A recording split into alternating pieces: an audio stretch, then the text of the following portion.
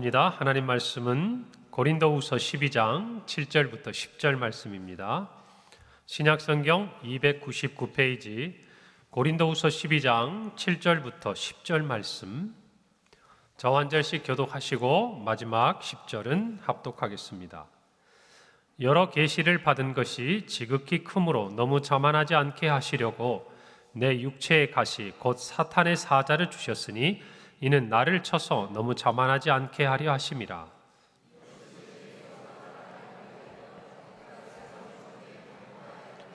나에게 이르시기를 내 은혜가 내게 족하도다. 이는 내 능력이 약한 데서 온전하여짐이라 하신지라. 그러므로 도리어 크게 기뻐함으로 나의 여러 약한 것들에 대하여 자랑하리니 이는 그리스도의 능력이 내게 머물게 하려 함이라. 함께 읽습니다. 그러므로 내가 그리스도를 위하여 약한 것과 능욕과 궁핍과 박해와 곤고를 기뻐하노니 이는 내가 약한 그때에 강함이라. 아멘. 할렐루야. 주일 오후 식사도 맛있게 하시고 또 이렇게 교제도 풍성히 하시고 부흥회 마치고 또 이렇게 교회에서 함께 계시니까 더 반갑고 좋으시죠? 네, 오늘 말씀에 또 은혜를 우리에게 하나님이 주시고 무엇보다 기쁨의 능력, 오늘 설교의 제목처럼 저와 여러분의 마음에 기쁨이 가득하기를 바랍니다. 지난 한 주간에 이제 어느 목사님께서 함께 있는 이 SNS 공간 카톡방에다 이렇게 아버지에 관한 어떤 글을 올리셨어요. 그런데 아버님도 목사님이셨고 아드님도 목사님이시고 그런데 그 글 속에 참 제 마음에 감동이 되는 부분이 있었습니다. 지금부터 약 25년 전에 이 목사님의 아버님 되시는 이따 이제 하나님의 부름을 받으셨죠. 그 목사님께서 이 설교집을 출간을 하셨는데 이제 보통 책을 내면 거기에 이제 머리글을 쓰잖아요. 근데 그 글에 이런 내용이 있었다는 거죠. 지금 이 내용은 이제 제가 아는 목사님의 아버님이 25년 전에 낸 설교집의 그 머리글입니다. 나는 내 안에 착한 일을 시작하신 하나님께 감사한다. 내게 나타난 하나님의 은혜, 나와 함께 하신 하나님의 은혜를 감사한다. 내게 나타난 하나님의 은혜를 헛되지 않게 하시고 나를 나되게 하신 하나님께 감사한다. 그 다음에 이 마지막 한 줄이 참 제 마음에 감동이 되는 부분이었는데 한번 들어보세요. 나는 내가 어떤 목사가 되었느냐 하는 것보다 내가 목사가 되었다는 그 사실에 더 감사한다. 설교집을 내시면서 자신이 하나님께 부름받은 부분들에 대한 명확한 신앙 고백을 하고 계시는 것이죠. 저와 여러분은 살아가면서 어떤 성도가 될까? 또 우리가 오전에 말씀을 나눴습니다마는 어떤 부모가 될까? 또 어떤 자녀가 될까? 우리에게 주어진 그 환경 속에서 우리가 어떻게 살아가고 어떤 모습으로 서 있을까 고민하죠. 그런데 정작 우리가 놓치고 있는 부분들이 뭐냐면 우리가 부모가 되었다는 것이에요. 우리가 자녀가 되었다라는 사실입니다. 오늘 이 목사님의 마지막 글처럼 어떤 목사가 되었느냐 하는 것보다 내가 목사가 되었다는 사실이 감사가 되어야 어떤 목사, 하나님이 기쁘시게 사용하시는 목사가 될 가능성이 저는 훨씬 크다고 생각을 합니다. 왜냐하면 이 마음을 우리가 잊어버리면요, 늘 처음 가졌던 이 감사를 잃어버리면 우리가 원하는 모습이 아니라 우리가 원치 않은 모습으로 나아갈 수 있는 그 유혹이 오늘 찬양 고백처럼 우리에게 더 많아진다라는 것입니다. 처음 우리가 출발할 때 어디에서 출발했는가를 우리가 잊어버리면 어디로 나가야 될지도 우리가 희미해진다라는 것, 그것을 저와 여러분이 분명히 알기를 바라요. 우리는 뭘까요? 하나님의 부름받은 자녀로서 예수 그리스도를 믿고 하나님의 자녀가 되는 권세를 얻었습니다. 할렐루야. 너무나도 많이 들은 이 이야기 때문에 우리가 하나님의 자녀가 되었다는 그 감격을 잊어버릴 때가 참 많은 것 같아요. 그렇기 때문에 그 이후에 내가 하나님의 자녀로 어떻게 살아갈까, 또 무엇을 이룰까, 어떤 모습이 내 안에 가지게 될까, 이런 부분들도 우리에게 너무나 중요하지만 그것은 어디까지나 우리가 하나님의 자녀가 되었다는 터 위에 지어져야 하는 것입니다. 아멘입니까? 우리 사역도 마찬가지예요. 목사가 되었다는 사실의 터 위에 내가 어떤 목사가 되어야 할 것인가, 그래야 기초가 튼튼한 거예요. 내가 어떤 정말 교회 직분자로, 장로로, 권사로, 집사로 부름받은 그 부름에 대한 감사의 터가 굳건해야 그 위에 우리가 섬기는 모든 것들이 교회의 덕을 세우는 것입니다. 아멘입니까? 근데 이것을 우리가 잊어버리고 그 감사가 약해지면 이제는 뭐만 남냐면 내가 교회를 섬길 수 있고 내가 하나님의 자녀가 되고 내가 무엇인가를 하게 되었다는 그 은혜가 아니라 거기에서 내가 미치지 못하는 것들, 내가 가지지 못한 것들, 내가 도달하지 못한 그 부분들에 대한 마음들이 오히려 우리를 엄습하고 우리의 마음의 감사와 기쁨을 빼앗아 가버리게 된다는 것을 우리 모두가 알아야 되는 것이죠. 늘 처음의 자리로 돌아가 보면 우리에게는 감사하지 못할 조건이 없는 것 같아요. 여러분, 제가 우리 평강교회 오기 전에 이전 교회에 있을 때 제가 섬기던 교회도 꽤 긴 시간 동안 이렇게 어려움을 당했었잖아요. 그런데 그때 한번 말씀드린 것 같기도 해요. 그 부교육자들이 이렇게 한 50여 명이 모여서 함께 어떻게 하면 우리 교회가 이 어려운 상황에서 성도들을 잘 섬길까, 이런 부분에 대한 좀 마음을 모으고 생각을 함께 나눠보는 자리가 그때 있었습니다. 그럴 때 그 목양 교육자 전체 파트를 담당하고 있는 우리 목사님이 이제 그 당시에 저와 같이 오랫동안 사역을 해왔으니까 윤 목사님이 기도를 해달라는 거예요. 여러분, 근데 제가 그때 기도하는 게 참 어려웠어요. 왜냐하면 거기 있는 사람들의 생각도 다 다르고, 그 다음에 목회자들끼리 서로 모여 있는데 제가 뭐라고 기도를 할까 잠시 생각을 하다가 제가 한번 말씀드렸어요. 이렇게 기도했다고. 시작을 할 때 이렇게 했습니다. 하나님 아버지, 죄 많은 우리를 구원해 주셔서 하나님의 자녀 삼아 주신 것을 감사합니다. 한없이 부족한 우리를 주님의 교회를 섬기는 목사로 불러주셔서 감사합니다. 그리고 세 번째 이렇게 기도했다고 그랬죠. 우리가 지금 이 교회의 목사로 섬길 수 있음에 감사합니다. 제가 생각한 세 가지 감사 이거였어요. 제가 생각해 보면 이 모든 것 다 이미 경험한 것이고, 또 어떻게 보면 지금 어려움이 있는 교회지만 그 교회 안에 또 저와 우리 모든 동역자들이 목회자로서 주님의 몸된 교회가 힘들 때 그 교회를 세워갈 수 있는데 쓰임받고 있다는 것, 오히려 그것이 감사한 것이죠. 어쩌면 불평할 수 있어요. 어쩌면 원망할 수 있어요. 예전에 저희보다 앞서갔던 선배님 목사님들은 저희에게 위로한다고 이렇게 얘기했어요. 고생이 많다. 우리 때는 참 좋았었는데, 이게 무슨 뭐 비웃고 이런 게 아니라 교회가 평안하고 부흥했으니까 우리는 참 그런 거 모르고 사역에 집중하고 기쁘게 사랑받으면서 함께 했었는데 너희들이 고생이 참 많아. 안타까운 마음에, 아끼는 마음에 하는 말이지만 저는 그런 생각이 들어요. 그때도 목사는 필요하죠. 그러나 어떤 면에서 지금이 더 필요할 때가 아닙니까? 그렇다면 그때 제가 이 자리에 있는 것이 하나님의 은혜고 감사가 아닌가. 여러분, 그 마음이었던 것 같아요. 우리 모두도 마찬가지로 첫 출발을 놓치면 안 돼요. 여러분, 우리가 금요일에 불렀던 찬양 중에 주의 은혜라 제가 좋아하잖아요. 내가 지금까지 지내온 것은 주의 은혜라, 주의 은혜라. 지금까지 지내온 것은, 그 2절이 내가 하나님의 자녀된 것은, 3절이 내가 이 자리에 서 있는 것은. 모르겠어요. 그래서 좋아하는지도. 근데 제가 설교를 준비하는데 순서가 바뀌었다. 순서가 바뀌었다 생각이 들어요. 1절이 내가 하나님의 자녀된 것은, 2절이 내가 지금까지 지내온 것은, 3절이 내가 이 자리에 서 있는 것은. 이렇게 하면 좋지 않을까? 오늘 설교를 준비하기가 그 마음이 들더라고요. 여러분, 그 첫 마음, 첫 발걸음을 저와 여러분이 놓쳐서는 안 돼요. 그러면요, 감사가 사라져요. 기쁨이 사라집니다.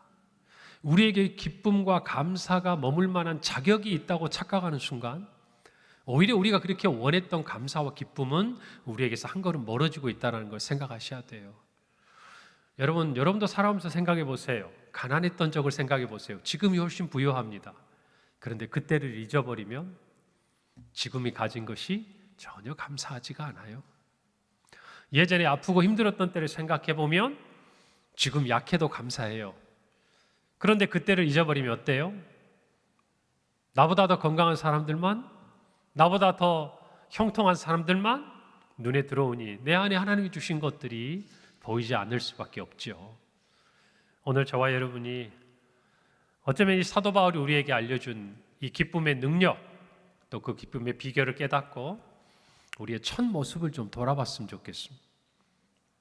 여러분, 요셉도 마찬가지예요. 우리가 지난 봄특별 부흥의 말씀이지만 요셉을 한번 생각해 보세요. 애굽의 총리가 돼서 여러분 정말 아버지의 집에서 사랑받았던 것, 형들에게 물론 팔려가긴 했지만 또 보디발의 집에서 머물렀던 것, 그리고 그 감옥에 쫓겨갔던 것.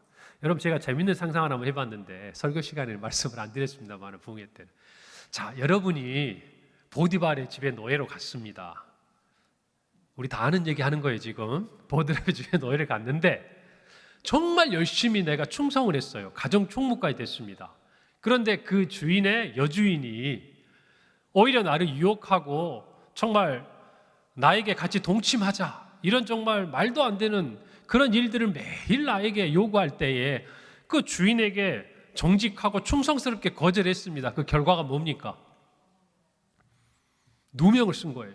오히려 자기가 그 아내를 성적으로 무엇인가 위협하고 행하려고 했던 것처럼 뒤집어 씌워가지고 이 여자가 어떻게 해요? 남편에게 말을 했겠죠. 그래서 감옥에 죄수가 돼서 여러분 오랜 시간 동안 감옥에만 2년 이상이 머무는 그 시간 동안을 그렇게 죄수로 살았습니다. 자, 제가 한번 질문 드려보겠습니다. 여러분이 하루아침에 애굽왕 바로의 꿈을 해석했습니다. 해몽을 했어요.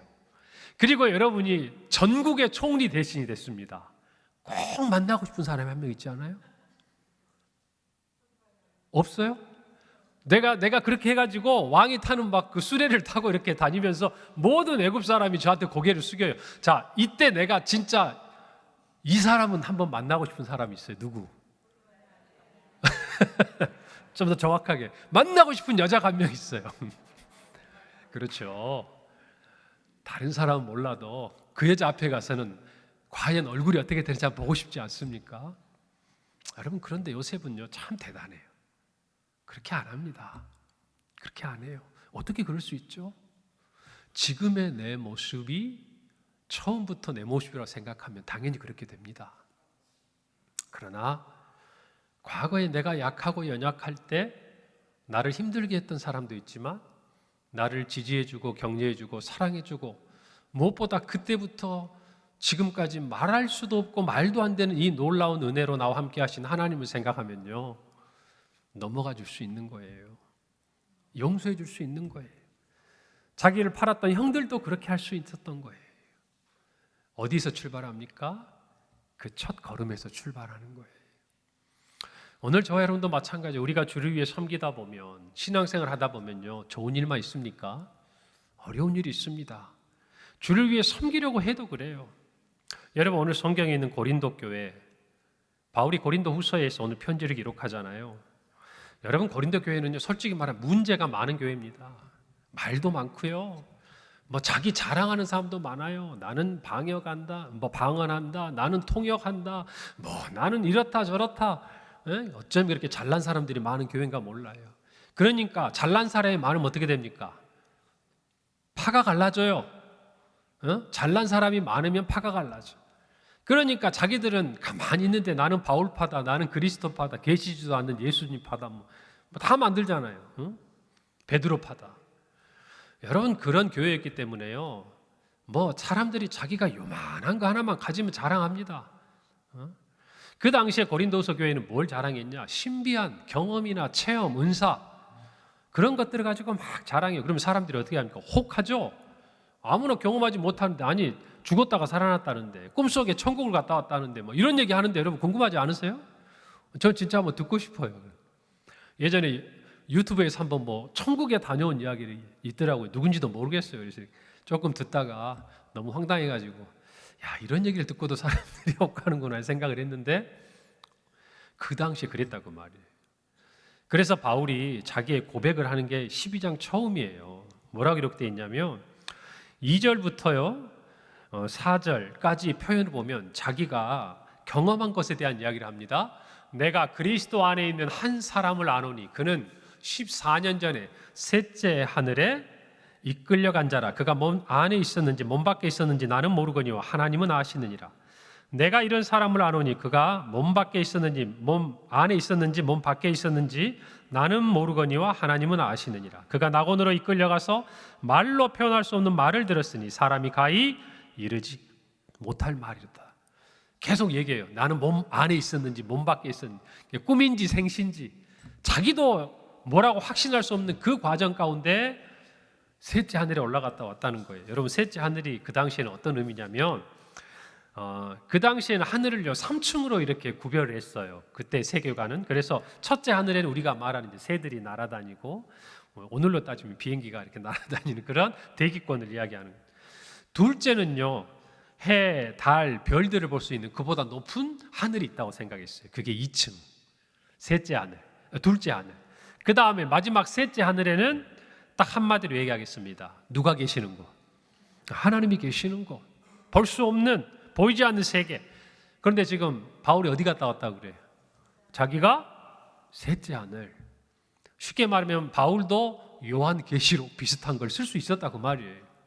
자, 그럼에도 불구하고 바울은 그러한 것들을 자랑하지 않았어요. 그러면서 그는 고린도 교회에 있는 성도들에게 이렇게 편지합니다. 오늘 7절이에요. 여러 계시를 받은 것이 지극히 크므로 너무 자만하지 않게 하시려고. 이걸 뭐예요? 바울 스스로가 받아들이고 해석한 자기의 삶이에요.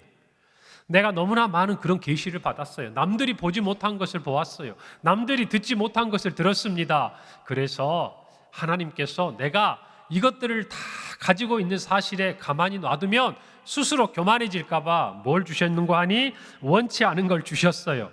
내 육체에 가시 곧 사탄의 사자를 주셨으니 이는 나를 쳐서 너무 자만하지 않게 하려고 하셨다. 하나님 이렇게 얘기해 준 건 아니에요. 누가 그렇게 생각하는 거예요? 사도 바울이 그렇게 생각하는 거예요. 왜? 자기가 생각해도 이런 계시를 보고 이런 은혜를 받은 것이 도무지 이해가 되지 않거든. 그렇기 때문에 하나님께서 나에게 주신 이 육체의 가시 또한 의미가 있고 하나님의 뜻이 있지 않겠느냐. 그리고 바울이 발견하고 생각한 거예요. 이때 육체의 가시고 사탄의 사자는 뭐 학자들은 여러 이야기를 합니다.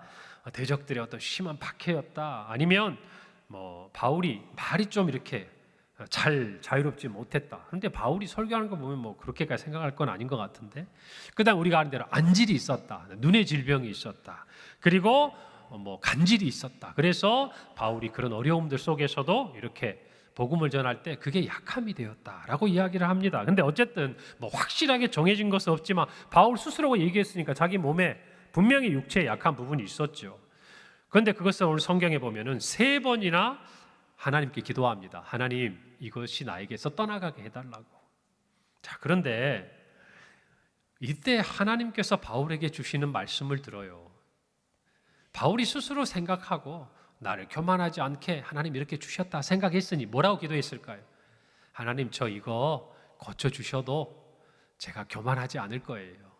고쳐주시면 더 열심히 주를 섬기고 전도할 거예요. 이거 고쳐주시면 내가 가지고 있는 이 약함을 벗어버리고 너무나도 더 강력하게 하나님 뜻대로 섬길 거예요 라고 기도하지 않겠어요? 근데 9절에 바울은 뜻밖의 말을 우리에게 전합니다. 함께 다 같이 읽어봅시다. 시작. 나에게 이르시기를 내 은혜가 내게 족하도다. 이는 내 능력이 약한 데서 온전하여짐이라 하신지라. 나의 그러므로 도리어 크게 기뻐함으로 나의 여러 약한 것들에 대하여 자랑하리니 이는 그리스도의 능력이 내게 머물게 하려 함이라. 아멘. 여러분, 바울은 기대했어요. 하나님께서 내가 3번이나 구할 때 분명히 이것을 고쳐주지 않을 이유가 없을 것이다. 그리고 구했을 거예요. 자, 그런데 하나님을 향한 그 간절함이 이해를 뛰어넘어서 기쁨이 되어버렸어요. 어떤 일이 있었길래 바울에게 그런 변화가 일어났을까요? 오늘 성경에 보니까 하나님이 이렇게 바울에게 말씀하셨어요. 내 은혜가 내게 족하다. 이 말씀을 깨닫는 순간 바울은요, 머리가 환해지는 느낌인 거예요. 자기 스스로가 내 육체의 가시는 아마도 하나님이 나를 자고하지 않도록, 자만하지 않도록 하시려고 주셨을 거야 라고 생각했는데 그 차원이 아닌 거예요. 너한테는 이것도 은혜라는 거예요. 무슨 말씀인지 알겠어요? 내가 너에게 준 은혜가 이미 족하다는 거예요. 더 나아가서 내 능력이 약한 데서 온전하여진다. 바울이 맞았어요. 틀린 게 아니에요. 바울이 그 육체의 가시로 말미암아 약해진 가운데서 하나님은 바울을 더 강하게 붙들어서 사용하셨어요. 그런데 바울이 놓친 게 하나 있어요. 뭐냐면 이 육체의 가시마저도 나에게는 족한 거예요. 어디서 그 마음이 출발합니까? 그럼요.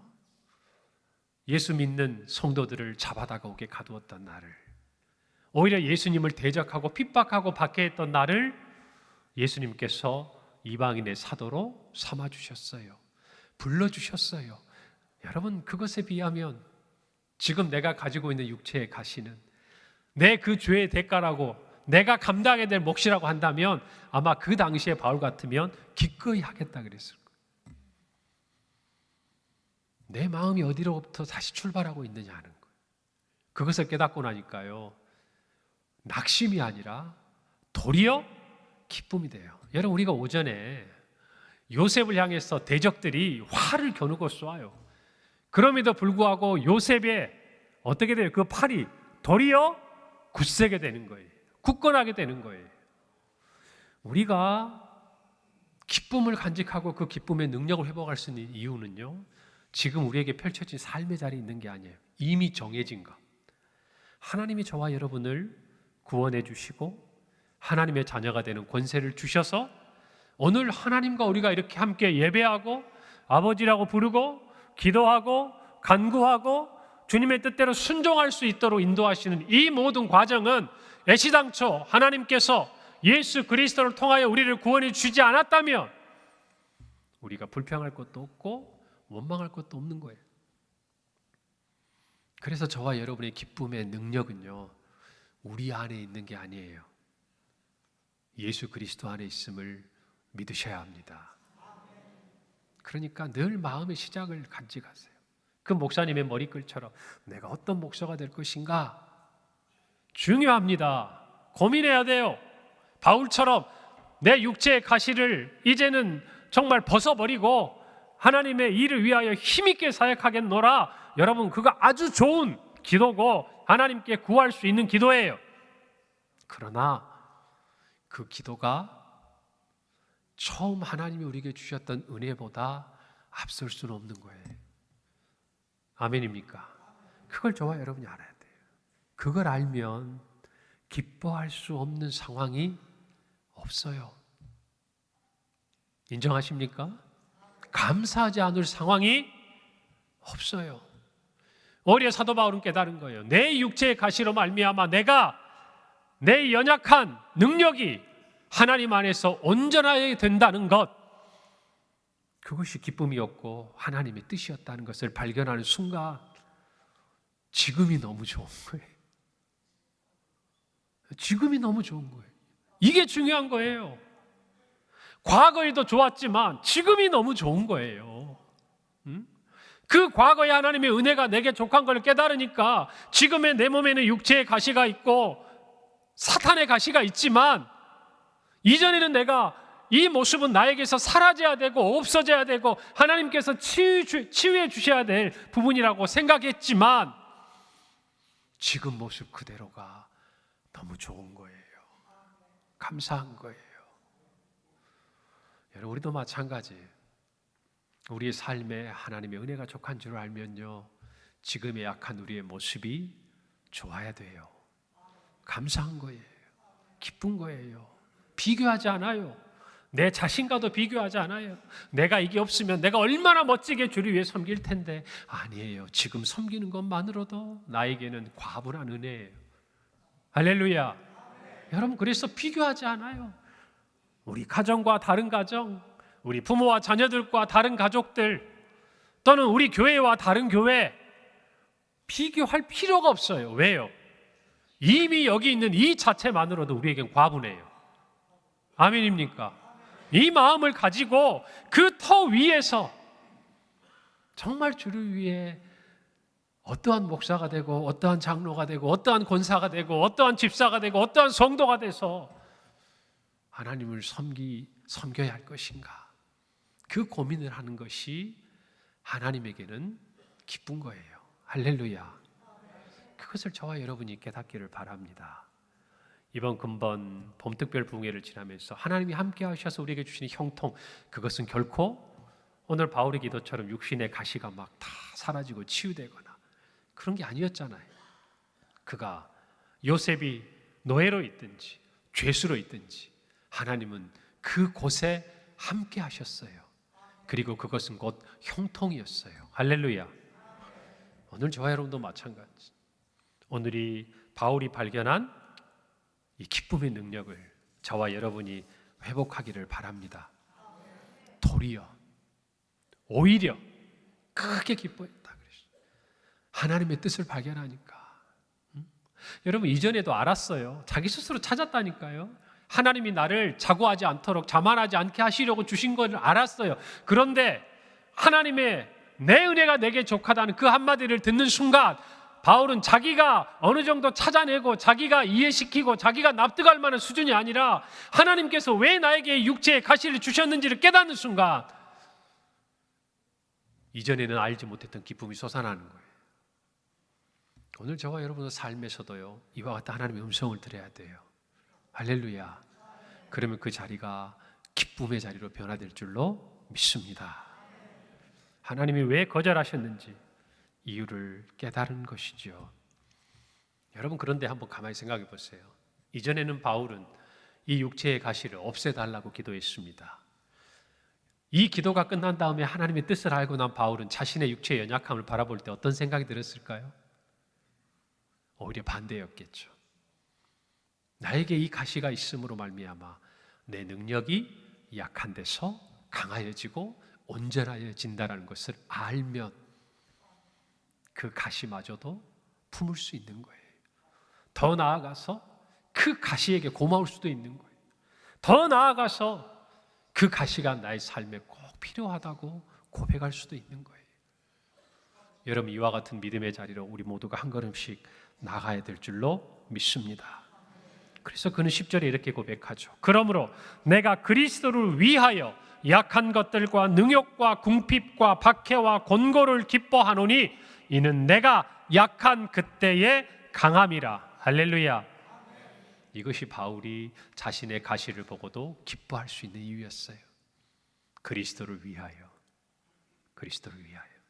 오늘 저와 여러분이 한 주간의 삶을 살아가면서 이 기쁨의 능력을 놓치지 마시기를 바랍니다. 그리스도를 위하여 사는 길, 결코 우리에게 세상이 말하는 평안한 삶을 이야기하는 건 아니에요. 우리도 영적인 싸움, 어쩌면 세상 사람들은 싸우지 않아도 될 그 싸움 앞에 있어요. 그럼에도 불구하고 하나님은 우리와 함께 하시고 승리를 주시는 분입니다. 우리가 그 승리를 얻는 길은 단 하나예요. 우리의 능력이 아니에요. 우리의 약함이든 우리의 강함이든 그것이 중요한 게 아니라 설령 그 약함이라도 그것을 통해서 내가 하나님을 의지하고 의뢰함으로 하나님이 우리 안에 능력을 온전히 행하실 수 있다면 그것이 우리에게는 도리어 기쁨이 되는 것. 그게 저와 여러분 성도의 삶이라는 것이죠. 여러분 우리 모두가 이 마음을 간직합시다. 우리의 믿음이 어디서부터 시작됐는지를 기억하길 바랍니다. 하나님의 은혜가 우리에게 어떠했는지를 잊지 마시기를 바랍니다. 여러분 우리 이제 오늘을 이유로 구역 모임이 시작합니다. 그리고 또 여성 기도회를 비롯한 모든 사역들도 개강을 합니다.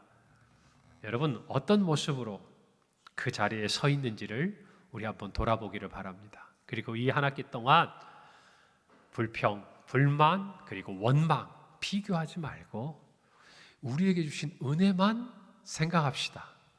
할렐루야. 내 약함, 내 강함 주님께 맡기고 오히려 내 약함마저도 하나님이 사용하신다면 기쁘게 내어드리고 그리고 하나님이 능력을 주신다면 더 힘있게 하나님의 마음을 시원케 해드리는 우리 성도요 교회가 되기를 간절히 바랍니다. 우리의 고난과 하나님의 거절 그마저도 응답이라고 우리는 믿고 같은 마음으로 주를 향해 또 그리스도를 위하여 섬기는 우리 모든 성도들이 될 때에 하나님께서 우리의 삶과 우리 교회의 모든 자리에 기쁨을 더하여 주실 줄 믿습니다. 함께 기도합니다.